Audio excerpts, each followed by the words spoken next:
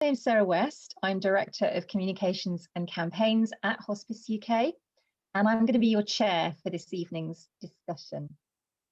And I'd like to thank the organisers for inviting me to do this, because part of my professional remit is to run the Dying Matters campaign, which aims to help people find information about death, dying and grief, and support people to talk more about the issues so that they can start to break down the stigma that tends to surround this topic.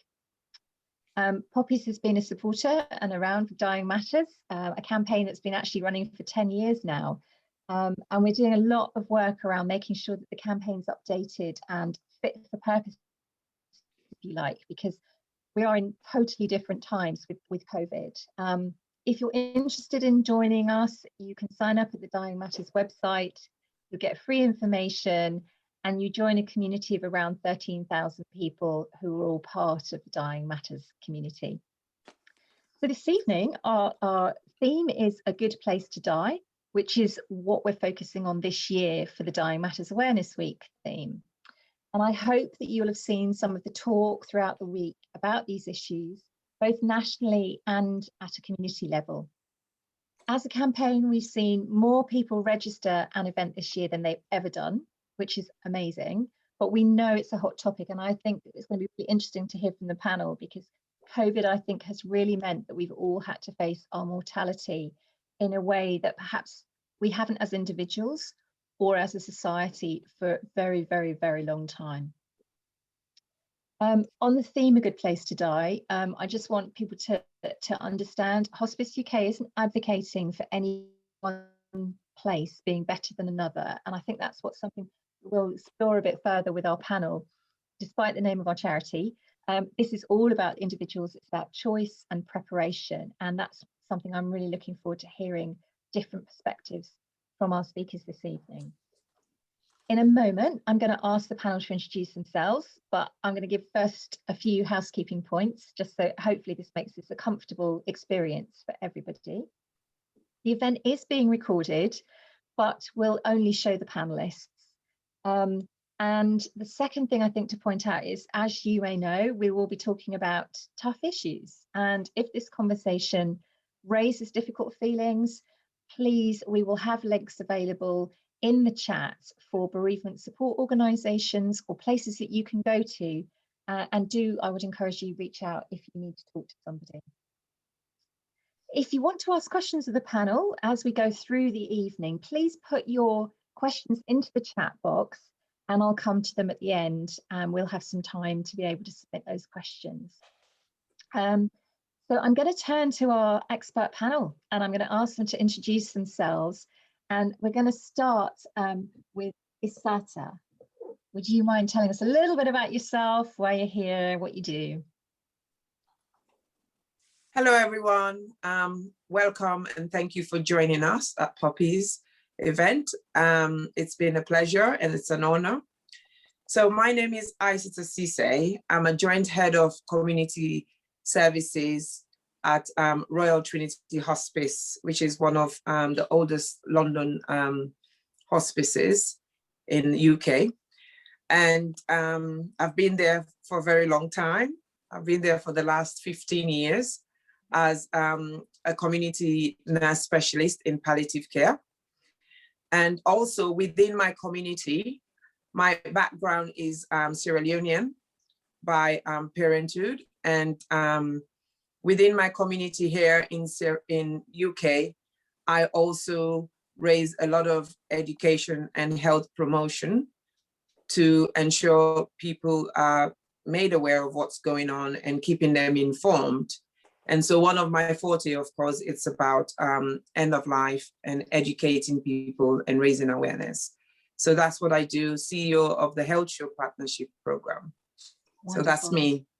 Thank you so much. I'm going to turn to Nafeesa next, please, because you've come on a very interesting, challenging journey. Hi everyone, I'm Nafeesa. I'm the founder of Goodness Gracious Grief. It's a blog and a community that I've set up following the loss of my sister, Simon Thompson, who passed away back in June. So I haven't even hit the year mark. So she got diagnosed with stage 4 lung cancer at the age of 29, and she became a huge advocate for confronting death, loss and grief head on, to kind of make your situation work for you. And also she was an advocate for cancer in young people and also for BAME communities. So she was leading with breaking down these taboo topics and conversations, and did just a lot of work for these communities. So obviously I've been going through my own journey myself, and as a means of connecting with others, particularly through the lockdown, as my loss was during we are living through the pandemic, but my loss was at the height of the pandemic. I found myself turning to the online space. So I set up Goodness Gracious Grief as a means of continuing my sister's hard work, and also connecting with other young people who are experiencing grief, who may not necessarily know how to speak about it. And I'll be exploring this work further through workshops and supper clubs, commencing from July this year. So it is really exciting, because for me and my family, food is at the centre of everything we do. And we actually run a restaurant in South London, which my sister Sima, who passed away, she founded. And yeah, so looking to use that space initially. And I also have a exhibition in the pipeline with the charity Let's Talk About Loss, who share similar values with me. But yeah, it's just it's very much a way of expressing my own grief whilst connecting with others. And I guess it's just my way as well of honouring my sister's legacy, because it's the work that she started, and I'm finding it within myself very comforting and cathartic to continue some of this. So fantastic. Thank you, Nafeesa. And last but by no means least, of course, Poppy.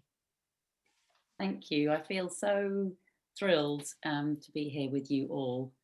So I set up Poppies in 2012, and our mission then and our mission now is to try and make death care more person-centered, more thoughtful, more gentle, and more transparent in a sector that can be very good. You know, there are many good funeral directors out there, but there is no regulation.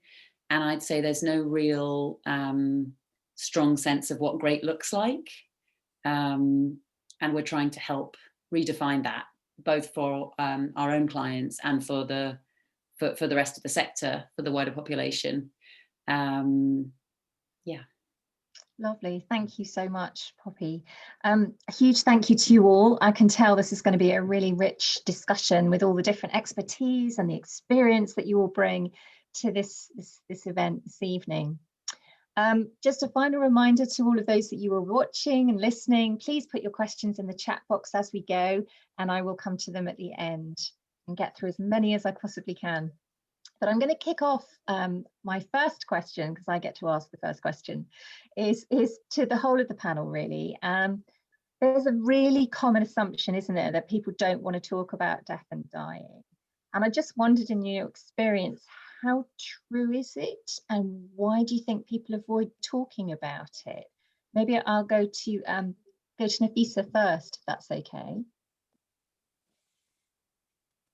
So I've had a mixed experience, I'd say. Obviously, in the first instance of death and loss, they just feel awkward. In British culture, we have the whole stiff upper lip mentality and just to kind of get on with things. So I think when you're trying to confront these topics, if that person has not yet been touched by a loss, then they will absolutely not know how to be. But at the same time, I do think there's a growing interest in exploring these subjects. I would say the lockdown has been the factor that's allowed for the openness and willingness for people to accept these topics. I found that some of the writing I've done for the large national publications has been just met with a lot of positive feedback and gratitude for bringing these topics to the forefront. So I guess in a weird way, I don't know if this is the right language for grief and death, but in a weird way, it's an exciting time for these taboo topics. They're finally breaking through. Yeah, I would completely agree. Isatta or Poppy, what about your experiences? Well, from my perspective, from a hospice perspective, I think it's quite mixed. As most people know, people who are referred to hospices are those with life-threatening or life-limiting illnesses. And so part of our role is to do advanced care planning, have that discussion about what the future holds. And for some people, like Nafeesa quite rightly mentioned, because they've never really experienced a loss, it kind of feels alienated to them to talk about it or to even start thinking about it. And then on the other spectrum, you have people who come, they're already focused, they want to talk about it. They're not in denial, and they just want to deal with it, sort it out, and then move on with their treatment and so on and so forth. Because even though you're referred to hospices, people still will be having treatments. And I think that's where sometimes people get it wrong, or they feel differently about it, because most people think as soon as you're referred to hospice, it means you're dying. And it's not always the case. So it is quite mixed. You have people who are willing to talk about it, and you have those who really don't want to talk about it. And some people don't until end of life, really. And I think that is something we take great pride in respecting, because it's about what people can cope with and what they can deal with and what they can manage in terms of their mental state. If I flip the coin in terms of my BAME community that I support, especially my country of origin, Sierra Leone, talking about death and dying is quite challenging.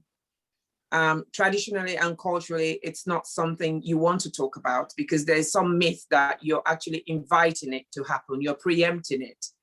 So people tend not to talk about it much. And when they do, it's because it's actually happened, it's reality, and they don't have a choice, and they have to talk about it.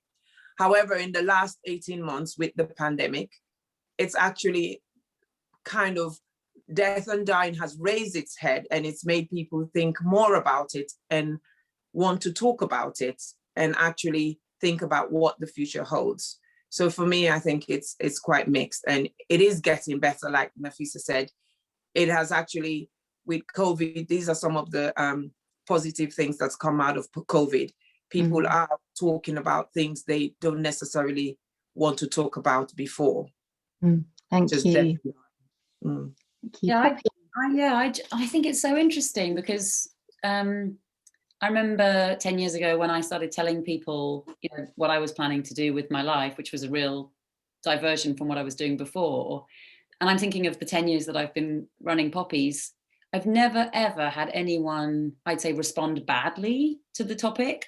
I think people are often thrown. And I find, I don't know if this is a particularly, this community thing, but people sometimes will crack strange jokes, which I think is a defense mechanism often, of like, I'm thrown and I feel some weird things, and so I'm just going to sort of crack a strange joke. That's sort of the worst that I feel I've been met with. Mostly my experience, at least professionally, is there's a huge sense of relief. And again, I recognize that I'm in a really different situation to Isatta, in that when people come to us, it has happened, or it is definitely going to happen. So they are those people, whether that's the person who's dying or whether that's the family and friends organizing the funeral, the fact that we are able to make that conversation feel open and safe and welcome and free of judgment there's probably like a big exhale around that. But I think this is one of those subjects that lurks at the back of absolutely everybody's head, because we all know that it's the one of the two things we all share after being born. And I do think there's a bad time, and I'm really interested in this idea that we are often talking about this when it's pressing, and actually that's just not a great time. We're then afraid, and we're in panic mode, like fight or flight, and that's not a good time to be talking about anything for the first time. So I'm really interested in obviously hugely in line with Nine Matters and with the theme this year of like, if these conversations can be begun in non-threatening circumstances, how does that impact our experience down the line? Yeah, thank you, Poppy. That sort of really nicely leads on to this question that I've got about, we've talked about some of those barriers, the fact that if you haven't experienced it, you tend not to talk about it, the fact that you can respect the sort of place that people are at that given moment in time. But Poppy, you sort of touched on this. Why and how is it helpful to have these conversations? You know, I just wanted maybe, Isatta, have you got any experience of where Poppy refers to those conversations coming just a bit too late? What's your professional experience of all of that? Again, that's quite mixed, because really depends on that individual and how comfortable they feel about talking about death and dying, and also talking and having that discussion, the discussion about what we call advanced care planning. And like Poppy rightly said, we should be having these conversations sooner. From my personal perspective is, once someone is diagnosed of a life-threatening or life-limiting illness, they should start that conversation, not wait in the long haul where they're now finding it difficult or they're overwhelmed with so many other things. You're then having that conversation. Very important to have that conversation early, because when it's had early, apart from the fact that whatever your wishes are is actually taken into consideration, it also helps you to put your affairs in order. I always say to people, I have this theme that I always use: put your house in order. It gives you the opportunity to do what you want, how you want it, in terms of your funeral, in terms of your will, in terms of, if you're a single parent, for example, sorting out legal guardianship and so on and so forth. I have, going back many, many years ago, I had a patient that had been told they had a very short prognosis of about 6 months. And she said to me, every time I visited her at home, she said to me, "Can I ask you one question, Isatta?" She said, "Yes. Would you be able to tell me when I've had few weeks left?" And I said to her, "Well, I really don't have a crystal ball. Scientifically, I could try, but that could just be a guesstimate." And then she kept asking. She was quite repetitive with this question with every visit. And so I said to her one day, "Why do you keep asking me the same question and I keep giving you the same answer?" She said, "Well, I've got quite a lot of personal letters that I want to shred before I die. However, I don't want to do it too soon. I want to do it as late as possible, so that because they mean a lot to me, but at the same time, I don't want anyone else to be privy to it." So that is one of the reasons why these conversations should be had sooner rather than later, because the key thing is it gives people the opportunity to do what they want, plan and be part of that planning to ensure that their wishes are met. And also for the people that are left behind, it allows them to grieve properly. It allows them to focus on what they should be focused on. I mean, in my community, where some of the experiences we face is when people die, what do they want? Now we're in an era where there's so many different ways in terms of funeral and burial and cremation and so on and so forth. It's about what that person wants. And where we're having the challenges most is where people think they know what that person wants or wanted. And then it sometimes creates such a chaos within a family, which then actually puts a stop on the grieving process and then has a longer term impact on them. So for me, those are the kind of experiences I've had, which makes it very important for it to be discussed sooner rather than later. Yeah, thanks, Isatta. I can see lots of people in the chat resonating with their conversations that they are having and trying to do that as soon as possible. I'm going to Yeah. come to you, Nafeesa, because your platform reaches out to people in their 20s and 30s who are facing bereavement. And I think that's something that most of us wouldn't even consider, perhaps. How comfortable are people in that age group talking about death and dying? Where do you think there are gaps in supporting this particular cohort? I guess, so the positive of the reach of the platform is that not everyone has actually experienced a loss.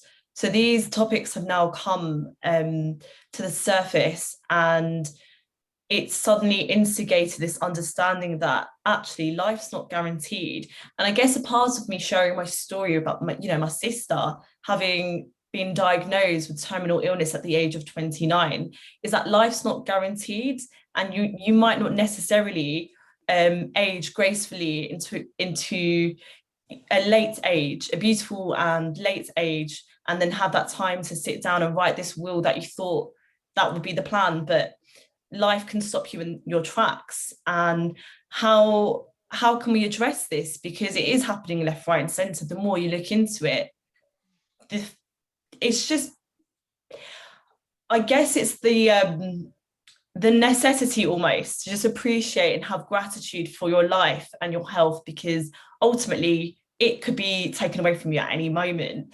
And I don't mean to sound so dramatic. Bearing in mind, I'm only 24 myself, and I've been confronted now by death and loss and my own grief. And I just think normalizing the discussions around death is only going to have a positive thing, where when a person is then confronted by a loss, they'll be perhaps more capable and well equipped with the right tools to handle it. Or when someone around them experiences a loss, they may know how to respond and what kind of language might be appreciated when someone's grieving. So I think we could bring that the learnings around death and loss way sooner. I'd love to find a way to integrate that into education, but that again might be just leaping too far. No, I don't think so. It's something that Dying Matters we've been looking at for a couple of years now, and working out where could we start introducing those conversations. Why are we so afraid to talk to our children about the fact that we all die, and it can be very age appropriate. And there's lots of great work going on out there with people helping children, for example, to understand what death, dying and bereavement mean. And I just wanted to ask you, Nafeesa, how did you find those conversations with your sister? Did she lead them, or did your family lead them, or professionals? Are you able to share a bit about how that process worked for you? So initially, I guess, having been given a terminal diagnosis, my sister had a bit of a period of time where she just really wanted to understand her cancer, what was going on, and accepting the fact that her life was going to be cut short. And we're a tight unit of 4 sisters. So I'm the youngest of the 4 and she's the eldest. There's a gap of 7 years between us. And our coping mechanism was to have hope. And we just knew, alongside the hope, we had to also accept the fact that my sister, she's not guaranteed the next year or 2, however long it may be. So what happened was she would have these chats with us, and when she shared her own story online, considering her age and the fact that social media is such a powerful tool, it really resonated with a lot of people, and it sent a shockwave. It sent a shockwave, like the network. I don't know how to explain it. Just how it got picked up by a lot of people, because suddenly everyone was normalizing a little bit more about the fact that your life's not guaranteed.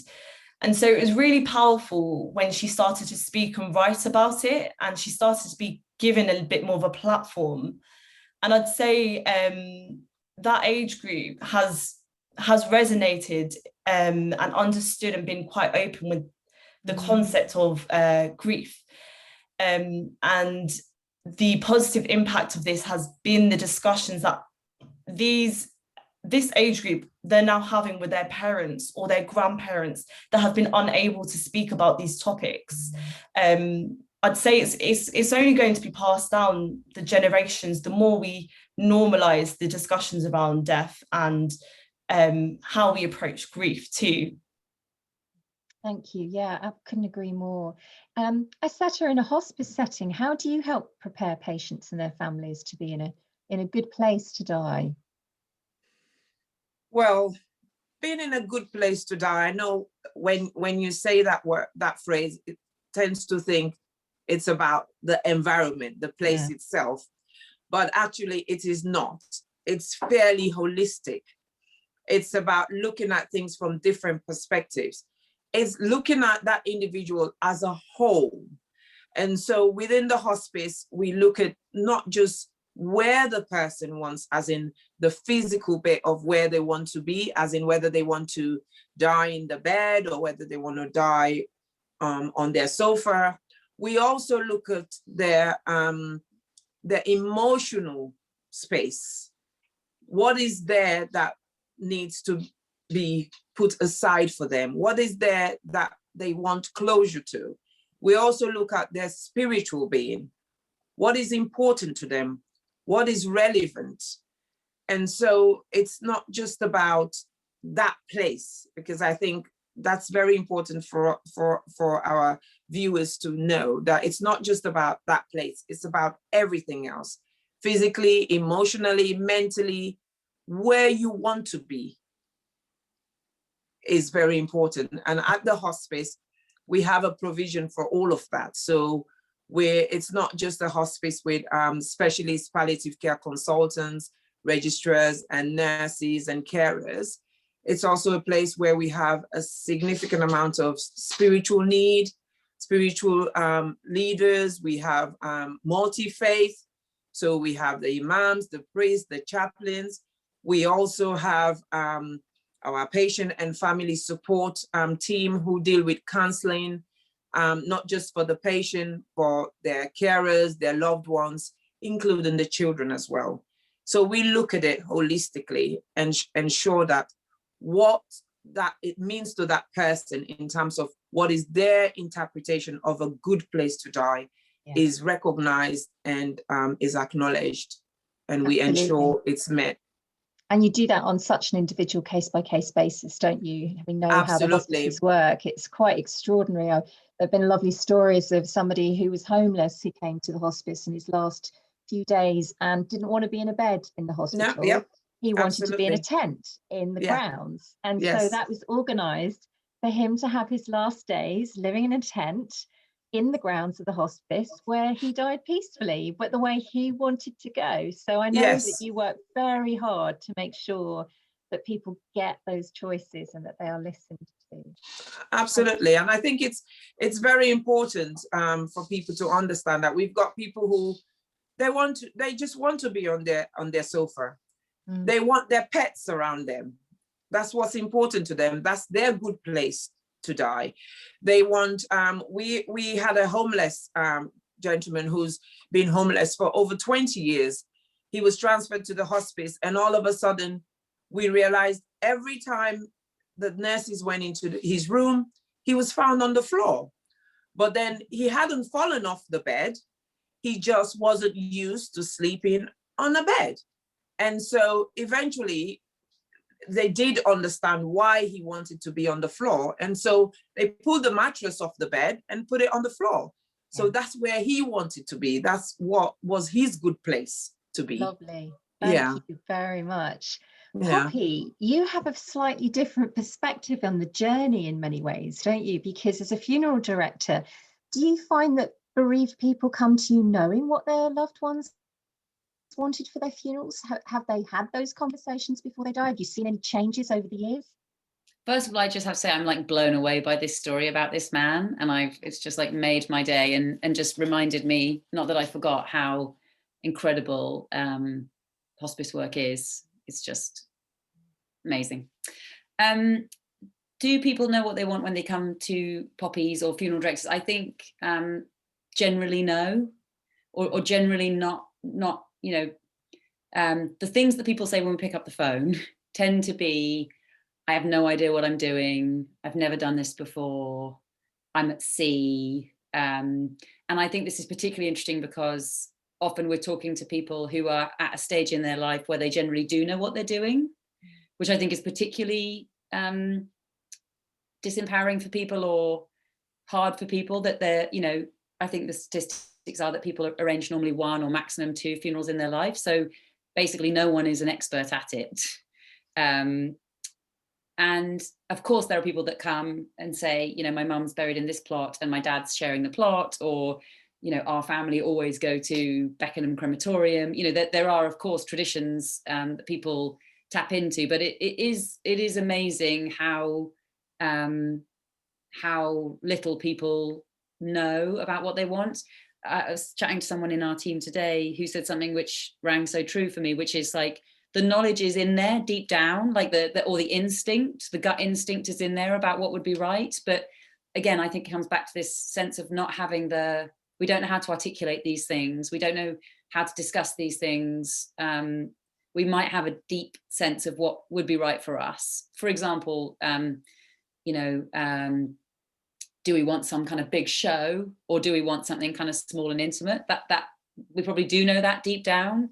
And we work quite hard at Poppies to go slowly with people to kind of tease that stuff out, because I think otherwise you run the risk of, that's why I think the funeral sector has become so sort of much packages on a shelf, because you have grieving people who can't locate themselves, and then you have people running businesses who feel they do know what you should have, and you can sell that package. But we do every now and then have the privilege of speaking to someone who maybe they are dying, or maybe the family and friends do know, and that confidence, that kind of groundedness of knowing what is right for you, and knowing that it is right, whatever that means to you, it is a different experience, I think, when those conversations have somewhat been had. I'm not talking about planning it down to the last detail, but I think the kind of the having a general sense of like, you know, we know what we want.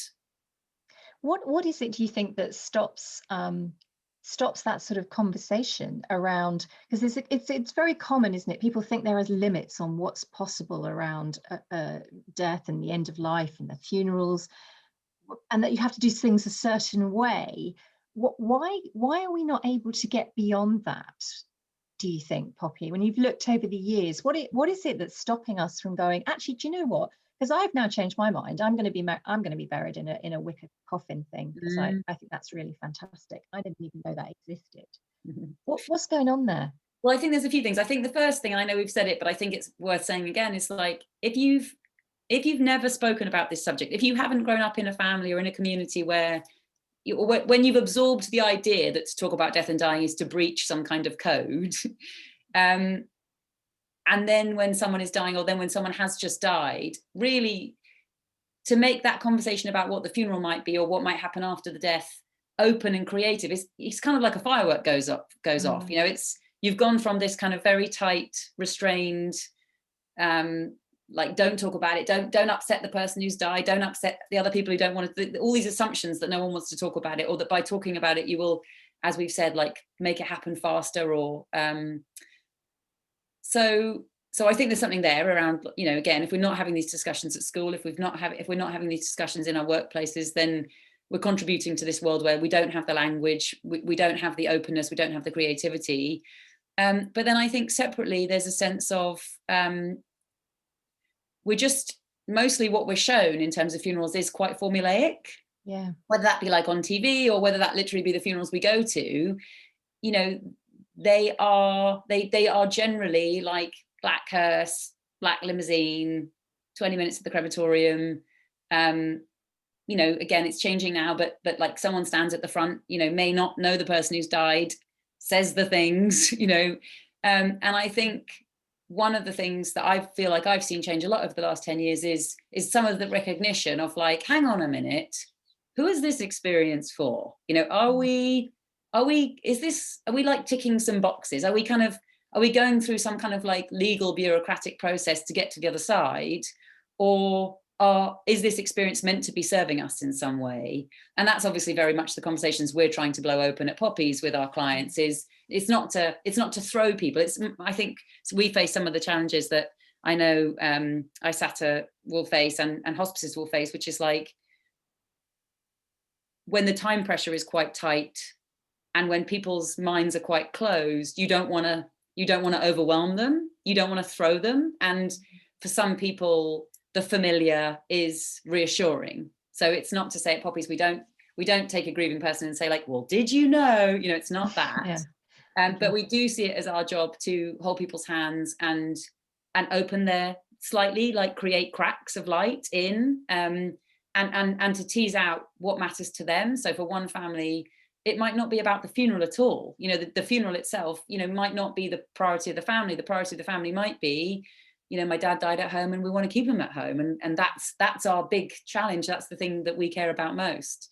And so then we get to focus in on that a bit and think, okay, how can we support you with that? You know, because there are all these assumptions about what's legal and what's possible. And we happen to live in a country where basically everything's legal. Like it's, you know, I won't list all the things, but it's totally legal to be buried in your back garden. You know, it's totally legal and fine to stay at home between the death and the funeral. You don't have to hire a funeral director. There's so much that people don't know.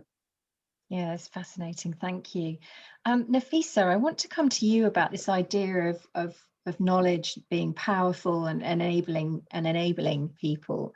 When you learned about your sister's diagnosis, what information did you have about end of life care and the discussions and the decisions that you had to make?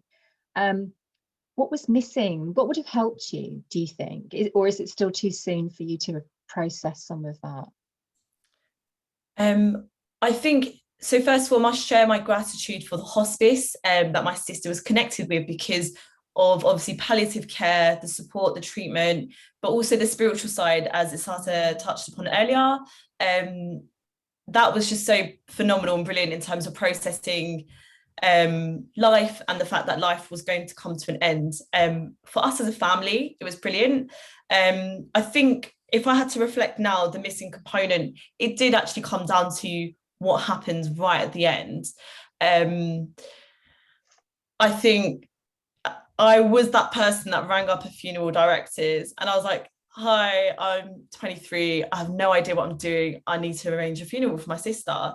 But it was so strange and absurd to go through that process. One thing my sister did say was that she wanted to be buried, but then she said, but the rest of it, you girls can just figure out, you guys can just do it. And I remember just looking at all these materials and bits from the directors I did go with. And I almost, I you know, I kind of wish I went for Poppy by the sounds of it, because I would have loved for you to have ignited that spark a bit more. I knew I wanted to paint her coffin bright yellow, but I didn't know about all the kind of what rules were laws and vice versa. I didn't know any of that. So I was just trying my best to have a young, fun and creative funeral to express that my sister was young. But actually following, like you said, some sort of trajectory that was laid out for me by this director. So I think, there's a gap of, there's missing information there, and that could be brought out a bit more, because again, as Poppy mentioned, just most people don't really have to organise a funeral. It is a unknown territory. Absolutely. Yeah. Thank you very much. I'm thinking about the fact, you know, your sister sadly died during the COVID epidemic. And, you know, we've seen thousands of people die during this period of time in a way that we couldn't have been prepared for, I don't think. Isatta, when you've kind of confronting death and dying, and you're kind of this is almost your day job, you're a palliative care expert. What impact do you think that these deaths during the COVID pandemic are going to have on people's experiences of grief? Again, it's quite individualized. However, I think for the majority of people, I'm quite concerned about their mental health in the long run, because like we've all said and mentioned, death and dying or organizing funerals and being bereaved is not something people, it's not a regular thing for most people. And for a lot of people, because of, you know, the rules that were in place, the guidelines, a lot of people did not do funerals the way they're used to doing funerals, in terms of traditions, in terms of cultures, in terms of saying their goodbyes, in terms of having those closures, in terms of helping them in their grieving process. So I think the impact is going to be quite huge, significantly, in terms of grief and how quickly people are able to cope and manage and move on, respectively. So I think for me, that's one of my greatest concerns, because I personally, within my community, because of the pandemic, I had to step up because of my palliative care experience. I had to step up within my community to help organize funerals, because people were just so overwhelmed. They don't know what to do. They don't know what to say. They don't, you know, everything changed from registering a death to how you contact a funeral director. Everything changed. So all of a sudden, people then needed to register a death electronically, whilst, you know, usually they go to the town hall and register it, get their certificate and move on. So we are going to see a noticeably huge impact on a lot of people, especially people's mental health. Yeah. So, yeah. And Poppy, what about you during this very stressful, difficult time, because you've faced some real challenging moments? I've thought a lot about the funeral directors. They haven't been in quite as front and center as all the kind of key workers, and yet you've faced extraordinary challenges, haven't you? Yeah, definitely. It's been a pretty full-on year. I think that, you know, like very much like would have been true for Isatta, you know, that combination of like overwhelming need with alongside sort of PPE shortage was particularly kind of stressful and horrific time. But yeah, a few reflections. The first one is I agree with Isatta that, you know, and I imagine for Nafeesa hugely, you know, grieving in isolation, you know, we are mammals and we are meant to be amongst others, and sometimes those others don't say the right thing, you know, but we're not meant to be alone through these processes. So I think the mental health challenge is going to be massive. And there were some other things that we saw that were interesting and not all bad. So horrific that lots and lots of people were not able to go to the funerals of people that they loved. And for the people who were there, we have heard from certain families that the kind of intimacy that they got was wonderful. You know, in some circumstances that the restrictions gave some families or groups of friends permission not to put on a show, permission to kind of be themselves and meet their own needs, which is, it's not to say hooray, because there's a huge cost to that, but really interesting to understand more. And then some really interesting things like things that we mostly know, like, you know, for many people, they did not get to say goodbye to the person who was dying because that person was dying in a hospital and visits were restricted. So I'm thinking of a family who, you know, said goodbye to their dad because he was taking an ambulance from the house, but they weren't expecting him to die. Mm-hmm. And he died a few days later and they weren't able to be with him. And then the hospital couldn't facilitate the family coming and seeing him after he died. And then the vast majority of funeral directors were not facilitating visits to people who died because of infection control.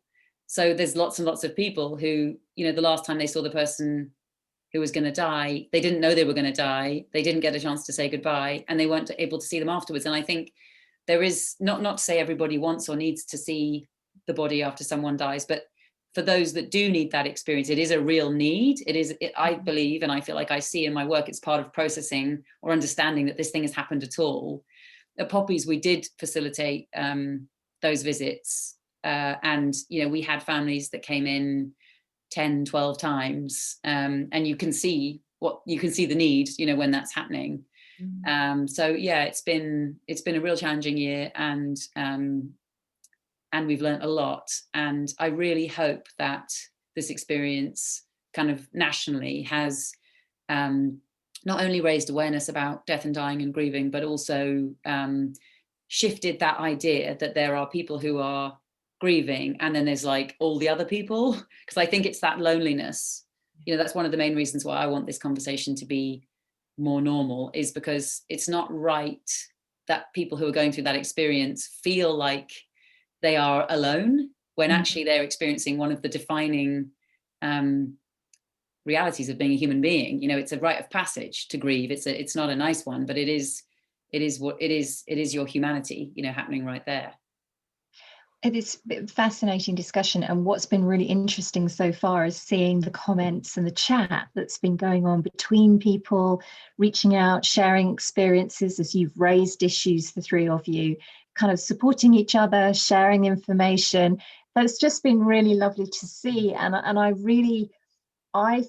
hope that reflects the community that we're all part of, you know, which is not just the community of people who tend to work around these issues, but the community of being human and our humanity and how we interact with each other. So for me, COVID has shown some extraordinary and really humbling examples of the human spirit and how people can soar at the hardest and the most difficult of times. And I found that incredibly humbling to watch.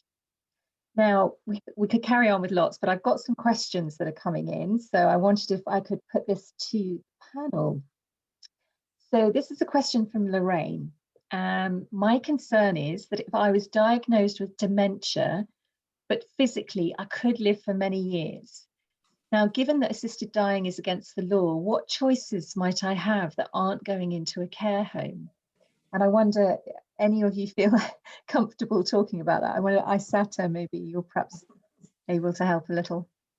Well, I think within UK as a whole, people, there is quite a lot of noise about people being encouraged to express their preferred place of care and death. And I think within NHS England is trying very hard to support that with in collaboration with hospices, especially Hospice UK and all the local hospices within England. And part of our hospice, part of our cohort of patients actually, it's dementia patients. So our largest population in terms of cohort of patients is cancer-related diagnosis. And then the second largest is now dementia. And when someone is diagnosed with dementia, what we try and do from my hospice's perspective, we've now got specialist dementia palliative care nurses who start the conversation with you, wherein you express that you want to die at home.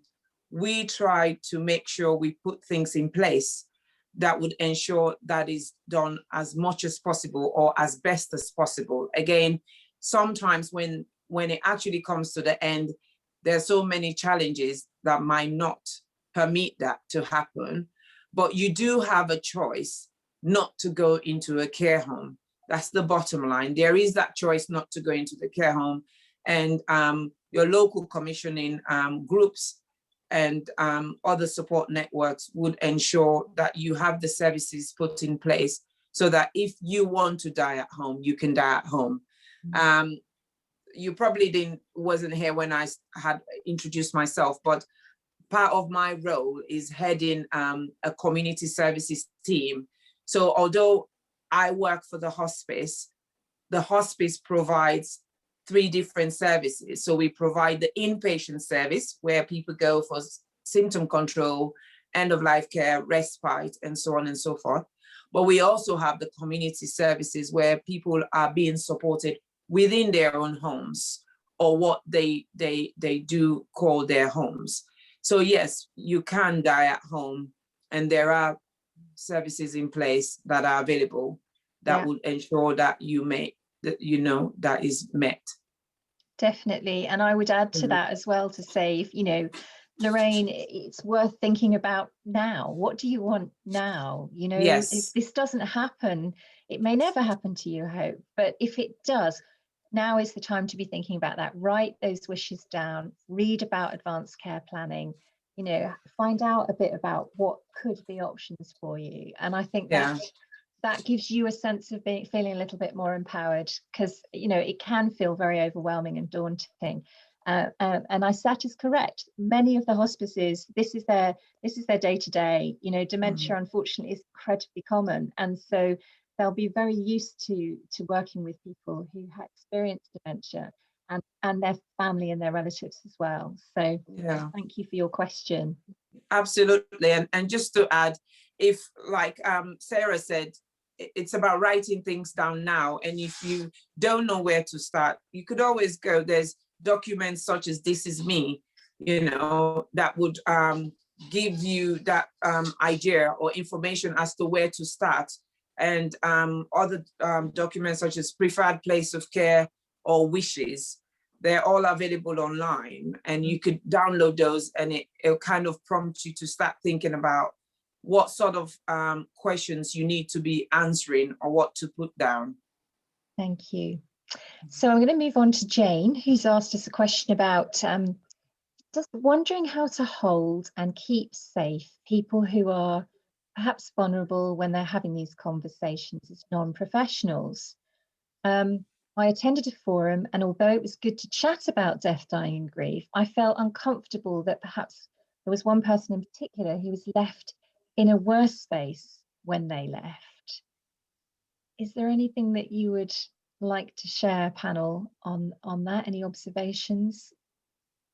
Maybe Nafeesa, sorry to pounce on you about this, but your own journey of grief, what's been helpful for you so far? Well, just to jump straight to the question, actually, I have actually attended a few kind of virtual events during this time. I haven't yet witnessed someone that's been left worse off, but I think it's just important to remember there's a difference between professionals in this space versus community leaders. And I think as long as these individuals are pass over the relevant resources or contact details who you can get in touch with should you feel worse, then actually I don't think those kind of spaces are doing anything wrong, because they are holding space for these discussions, and a lot of people find it very helpful. It might have just been quite unfortunate that this person was made to feel worse. And for me, my grief, I guess, it is just very cathartic to be able to speak about it with no shame, and the fact that I am able to empower others, particularly my age group, and with it being framed within the lockdown and the pandemic, it's been nice to feel that to some extent, everyone is understanding of the collective grief we've experienced as society. And if you just times that by 100, then you have a kind of insight into the window of someone's grief when they lose a loved one. So that in a way has been a comfort. When I express a part of my grief, there's always an element of relatability to one of the feelings I'm experiencing. So that's been good. Amazing, thank you so much. Gosh, I'm kind of conscious that we're moving in through time, and there's a really interesting question from Prakash Patel, saying, and I think one of the greatest help during COVID was the digital ability to Zoom and live funerals, as we did for a friend whose family in the UK couldn't come and say goodbye in South Africa. That live stream made them feel that they were here. Poppy, have you had experiences of the live streaming and the videos? Yeah, definitely. And interestingly, that there were crematoria and other funeral venues who were doing this before. They called it webcasting, but it was something that was used rarely. you know, in certain circumstances, and it would be something as a funeral director that you'd hear about someone having family in Australia or whatever, and you'd say, you know, do you know there's this service? And those services have definitely stepped up a gear. But it's great, and it's a brilliant way of bringing in people who couldn't be there, and I think it extends beyond the funeral, right? So you know, we read about hospices doing an amazing job, and hospitals doing an amazing job of using technology to connect people with people who are dying, you know, in the absence of being able to be there physically close together. And similarly, you know, we've done that at Poppies. So if there was a circumstance where someone couldn't come and spend time with the person who died, you know, that's absolutely something that we can use too. So I think it's great. I mean, like, again, I feel like we do need each other physically, you know, so and we know that, you know, that you know, hugging is kind of important, and physicality is important, and experiencing things physically together is important, to go through things together. But I think it's a great backup, you know, it's a great way of extending inclusion, and I'm sure there are people in the funeral sector who've had to get on board with this, because, you know, it can be quite sort of traditional, and that's fantastic. Absolutely. No, that's brilliant. I'm just thinking in terms of the kind of the theme for this evening. I wondered if each of you could tell me, what does it mean to you personally to be in a good place to die? Don't mind who goes first. I'm happy to start. Thank you, Poppy. I mean, when I think about this question, for us all to be in a good place to die requires our society to accept that we're all going to die, because the worst thing about the process, I think, is the loneliness, and the kind of, we speak to people who are dying all the time, or to families where someone has died, and, you know, I understand it, but we still live in a society where that death feels like a shock and a failure, you know, and it's not to say you'll ever remove those feelings, but I think we would all be in a better place to die if we were surrounded by neighbours and community that recognised that this was part of life, and I think we'd feel less lonely. That's obviously a huge one, not something that's going to be solved overnight. I think more specifically, and I shared some of these thoughts for the blog we put out, I think for me it's about, there's a huge like peacemaking element about this for me. So trying to be at peace with myself, trying to be at peace with the people that I love. I love that thing Nafeesa said earlier. I was really, really honoured to be on a panel with Nafeesa's sister Sima a few years ago, and listening to her speak and watching her courage and openness facing what was coming. That reality that like we're not born with like 100-year contract on planet Earth, you know. I don't know where that started, but this idea that if we, you know, don't get to 100, we've been betrayed or like shortchanged. I think being in a good place to die is like coming to some acceptance that, you know, this is coming to all of us, and we're all in this together, I guess. Thank you. I would agree.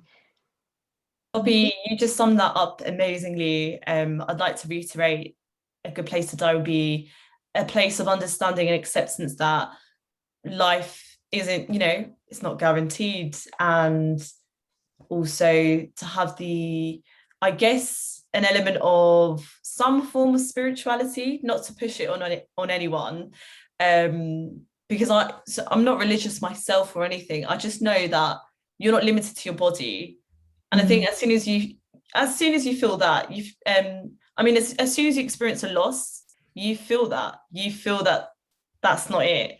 And I would love to find a way to communicate that within our society. And I guess just having more and more people sharing their experiences of loss. Every story that's shared is so important, because even if you just connect with 2 people, 3 people, that will then instigate the normalization of death, and that person may then go on to have conversations with their family or friends, and it's just an amazing thing that can happen. So a good place to be is just normalizing the concept of death, and it's going to happen. let's just prepare for it, but don't freak out either. Everyone needs to relax. Yeah, like we just have to feel it out ourselves. Oh, what a lovely way to describe it. I'm going to remember that. I'm going to chill out and not be so worried about it. Thank you, Nafeesa. Isatta, any thoughts from you about what does it mean to you personally to be in a good place to die? You've seen many people die, I'm sure, during your career. Well, for me, it's about, again, making sure everyone that is around me is comfortable to talk about death and dying, and that it's inevitable. And it is, like Poppy said, it's a rite of passage. We need to talk about it. And personally, is for me to ensure that what I want and what I need when I die is put in place. And I have that reassurance that it will be acted upon. But most importantly for me, my good place will be the legacy I leave behind. I do a lot of humanitarian work. So just reflecting on that and knowing that I've made a difference in somebody's life, for me, is a good place to die. And with my family around me, really. Yeah, that's fantastic. Thank you so much. And we've got one more question from the kind of audience I want to put to actually to Poppy, because it's very much specifically, there's a question from JJ. She says, can people contact Poppies if they need help with planning for death or dealing with the consequences of death? A friend of theirs is a minister, and so they would really appreciate knowing, can they get in touch? Yes, yes, yes, yes. It's the short answer. And I just put our contact details in the chat. Yeah, we really love hearing from people as soon as they're willing to talk about it, basically, because the sooner we get to talk to people, we know, and I know the same will be true for Isatta, the more of a chance we have of getting it right for them, because the more time there is to get those conversations going. But of course, when we get a call at 1 a.m. saying the death has happened, that's great too. But as a funeral directors, we love to hear from people. We do behind the scenes tours of our mortuary, both not right now physically, but we will do them physically again. We have open days. We do the tours digitally. We love email us, call us. You know, we're so interested in opening this conversation up, as well as the practical work we're doing on the ground. Fantastic. Thank you very much, Poppy. I wonder, as we end nearing the time to finish, final remarks. Nafeesa, for you, any final thoughts, and how can people get in touch? How can they kind of, support you and you support them and be part of this incredible community of care, I think? Well, first of all, I would just like to express my gratitude again for this sector, particularly with my experiences with the hospice and the process of going through end of life and a funeral. And in terms of what I'm trying to achieve here, a continuation of my sister's work, but also navigating my journey of grief, my family's journey of grief. Putting on some events, basically. So if you can signpost anyone to join these supper clubs or workshops, I'd really appreciate that. Some called Goodness Gracious Grief Online. I'm doing a bit of writing, so you can find my blog under the same name and on Instagram. And fingers crossed, I have an exhibition going ahead in September based in Shoreditch. And I basically will be exploring what grief can look like through a bit of an immersive experience. So it's in collaboration with another charity and a few of my peers, but hopefully just breaking down what grief can look like, both as a person experiencing it, but also a person that's supporting you through it too. And yeah, just honestly, thank you so much for allowing me to be a part of this important discussion. I'm really, just grateful, full of gratitude. Thank you. I think, Nafeesa, it's us that need to thank you, actually, given how soon or how close your sister's death is to to you and your experience, that you are willing to come and share some of that this evening. I've found hugely humbling and really inspiring. And I think if we've got, you know, people like yourself trying to encourage the 20s and 30s to think about that, we're going to be in good hands as we move forward in the future. Thank you. Isatta, what about you, your final thoughts? And how Well, can people, what is it that you'd like to leave people with, your final key messaging? Well, for me, it's first of all thanking Poppies. I think I've known Poppies since inception, really, isn't it? And we've worked very well together, and it's been amazing. It's been fascinating, and it's been a learning process. And one of the things Poppies has helped us to do as healthcare professionals, especially palliative care specialists, it's giving us the confidence to talk about beyond death, what happens after death. Because for us, when we have that conversation with someone, when we talk to someone about what the future holds and planning what they would like, what they want, where they want to be, how they want it, and so on and so forth. Time and time again now, we're having people say to us, so what happens next? You know, and Poppies has been able to open her doors to us, to give us that platform for us to learn more and understand what it's like within a funeral director's sector, what happens next. And so I just want to say thank you for that. What I want to leave with people is the fact that death and dying, it's a conversation that we should all be having, because I think one thing that the pandemic has taught us is that it's inevitable, and most times we don't know when it's coming. And therefore, it's very important to keep having the discussion, encouraging the discussion about death and dying, and also reminding people that it doesn't talking about death and dying, or what a good place would be like, does not preempt death. Absolutely. In actual fact, it gives you peace. It puts you at peace, and it puts your loved ones at peace. And a hospice's role is about supporting you to have some of those discussions and encourage you and ensure that you put plans in place that works for you and your family. But more importantly, it's about helping you live every moment. For our hospice, that is our mission. It's to ensure that you're not just focused on what the future holds. It's about how do you live every moment until when that death comes around. So for me, I would say keep talking about it, encourage others to talk about it. And I think the more we talk about it, the easier it gets. Super. Thank you so much. Wise words. Poppy, we've got a couple of minutes literally before we have to finish. Any final thoughts? Yeah. So the first thing to say is come and visit us at poppiesfunerals.co.uk. We've got a really brilliant blog that is called Talking Death. So you think you know what that blog's about, but it's fascinating and brilliant. Follow us on social media at Poppies Funerals.